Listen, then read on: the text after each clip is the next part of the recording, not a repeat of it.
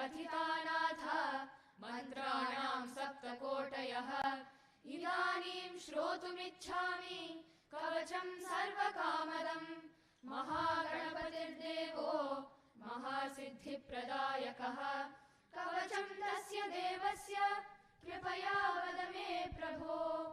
श्रीशिव उवाच लक्षवारसहस्राणि वारितासि मया प्रिये स्त्रीस्वभावान् महादेवी पुनस्त्वं परिपृच्छसि महागोप्यतमं गुह्यं वाञ्छासिद्धिप्रदायकम् गुटिका पादुका सिद्धिः तथा खेचर सिद्धयः शिरसे स्वाहा।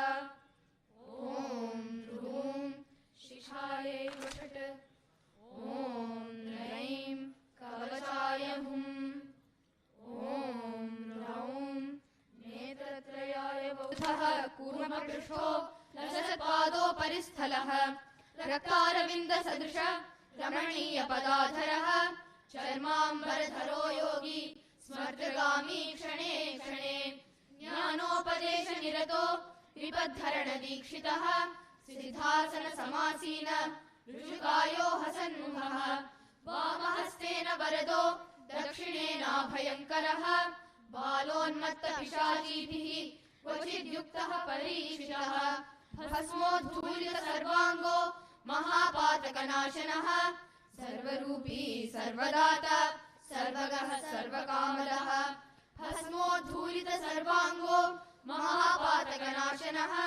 भुक्तिप्रदो मुक्तिदाता जीवन्मुक्तो न संशयः एवं ध्यात्वानन्यचित्तो मद्वज्रकवचं पठेत् मामेव पश्यन् सर्वत्र स मया सह सञ्चरेत् दिगम्बरं भस्मसुगन्धलेपनम् चक्रं त्रिशूलं डमरुं गदायुधम् पद्मासनं योगिमुनीन्द्रवन्दितम् दत्तेति नाम स्मरणेन नित्यम्।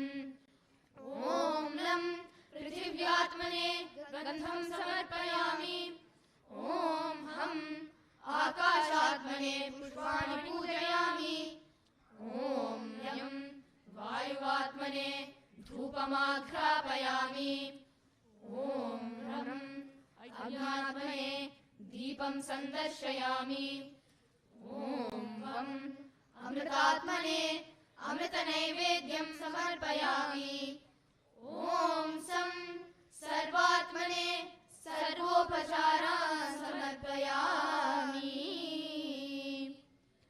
दत्तात्रेयः शिरः पातु सहस्राब्जेषु संस्थितः फालं पात्वानसूयेयः चन्द्रमण्डलमध्यगः ऊर्जं मनोमयः पातु हं शं विगलपद्मभूः ज्योतिरूपोक्षिणी पातु पातु शब्दात्मकश्रुति नासिकां पातु गन्धात्मा मुखातु रसात्मकः जिह्वां वेदात्मकः पातु दन्तोष्ठौ पातु धार्मिकः कपोलात्रिभुः पातु पात्वशेषं ममात्मवित् स्वरात्मा षोडशाराब्जस्थितः पात्वकाद्गलम् स्कन्धो चन्द्रानुजः पातु भुजौ पातु कालिभूः जजतृणी शत्रुजित् पातु पातु वक्षस्थलं हरिः कालिठान्तर्द्वादशार पद्मगो मरुदात्मकः योगीश्वरेश्वरः पातु हृदयं हृदयस्थितः पार्श्वे हरिः पार्श्ववर्ती पातु पार्श्वस्थितः स्थितः हठयोगादियोगज्ञः कुक्षिं पातु कृपानिधिः डकारादिफकारान्त दशारसरसीरुहे नाभिस्थले वर्तमानो नाभिर्मध्यात्मकोऽवतु बन्धितत्वमयो योगी रक्षतान् मणिपूरकम् कटिं कटिस्थ ब्रह्माण्ड वासुदेवात्मकोऽवतु बकारादिलकारान्त षट्पत्राम्बुजबोधकः जलतत्वमयो योगी स्वाधिष्ठानं ममावतु सिद्धासनसमासीन ऊरु सिद्धेश्वरोऽवतु वादिसान्तचतुष्पत्र सरोरुहनिबोधकः मूलाधारं महीरूपो रक्षताद्वीर्यनिग्रही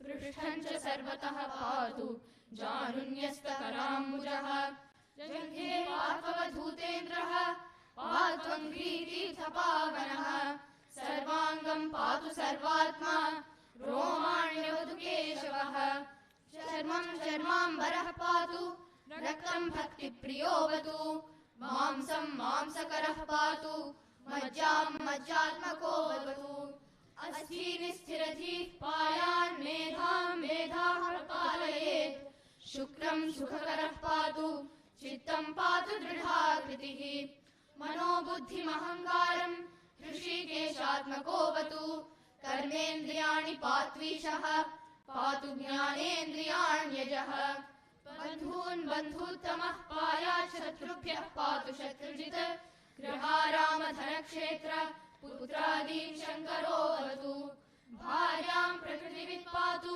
पश्वादीन् पातु शार्ङ्गभृत् प्राणान् पातु प्रधानज्ञो भक्ष्यादीन् पातु भास्करः सुखं चन्द्रात्मकः पातु दुःखात् पातु पुरान्तकः पशून् पशुपतिः पातु भूतिं भूतेश्वरो मम प्राच्यां विषहरः पातु पात्वाग्नेयां मखात्मकः यां यां धर्मात्मकः पातु नैऋत्यां सर्ववैर्हृत् वराहः पातु वारुण्यां वायव्यां प्राणदोऽवतु कौबेर्यां धनदः पातु पात्वीशान्यां महागुरुः ऊर्ध्वं पातु महासिद्धः पात्वधस्तात् जटाधरः रक्षाहीनं तु यत्स्थानं रक्षत्वादिमुनीश्वरः एतन्मे वज्रकवचं यः पठेत् शृणुयादपि वज्रकाय चिरञ्जीवी दत्तात्रेयोऽहमब्रुवम्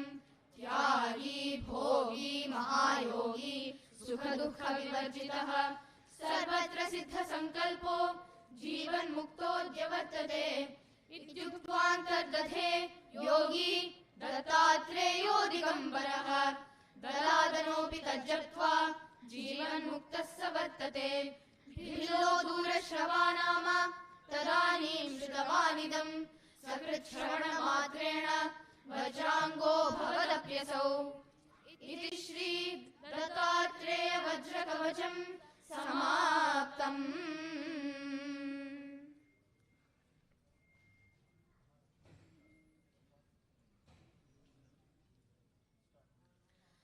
अथ महालक्ष्म्यष्टकम्। इन्द्र उवाच नमस्तेऽस्तु महामाये श्रीपीठे सुरपूजिते शङ्खचक्रगदाहस्ते महालक्ष्मी नमोऽस्तु ते। नमस्ते गरुडारूढे कोलासुरभयङ्करी सर्वपापहरे देवी महालक्ष्मी नमोऽस्तु ते। सर्वज्ञे सर्ववरदे सर्वदुष्टभयङ्करी सर्वदुःखहरे देवी महालक्ष्मी नमोऽस्तु ते। सिद्धिबुद्धिप्रदे देवी भुक्तिमुक्तिप्रदायिनी मन्त्रमूर्ते सदा देवी महालक्ष्मी नमोऽस्तु ते। आद्यन्तरहिते देवी आद्यशक्तिमहेश्वरी योगजे योगसम्भूते महालक्ष्मी नमोऽस्तु ते। स्थूलसूक्ष्ममहारौद्रे महाशक्ते महोदरे महापापहरे देवी महालक्ष्मी नमोऽस्तु ते।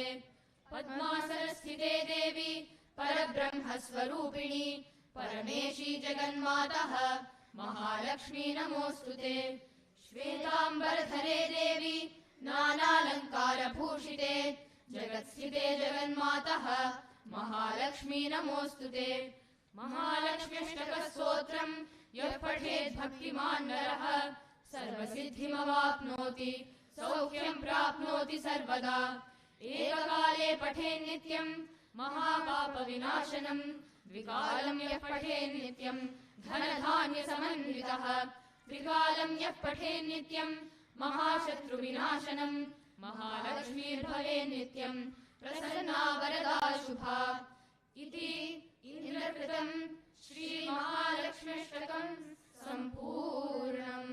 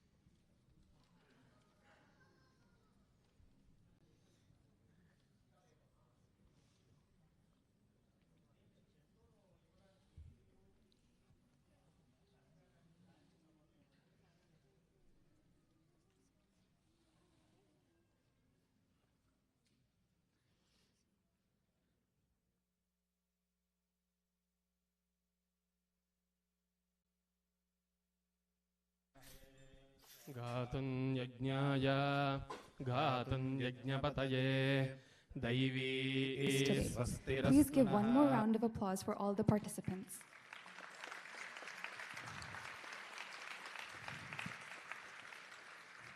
Today's Sangeeta Seva was offered by the current batch and alumni members of the Kavacham class being conducted at the Karya Siddhi Hanuman Temple.